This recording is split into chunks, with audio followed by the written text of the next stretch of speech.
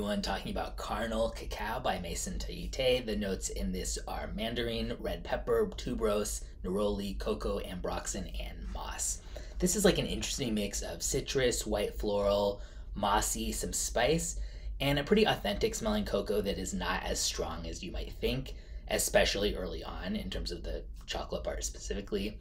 It's definitely there, but to me, it doesn't necessarily come across as like a full on gourmand, which you would typically kind of think from something being like cacao or cocoa, chocolate, whatever in the title. Um, and although it has a lot of notes here that could often come across very intense depending on how they're blended, I think this is actually pretty well blended where it's intriguing but not like a mess. And by the dry down, it does get more cohesive.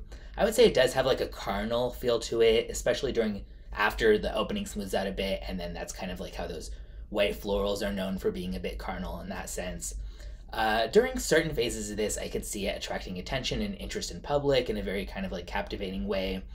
And I think it's the type of scent, like especially sort of right in the mid after the opening smooths out and before it gets to the dry down, that would likely smell really good to people around you and somewhat unique, but not like off-putting or weird.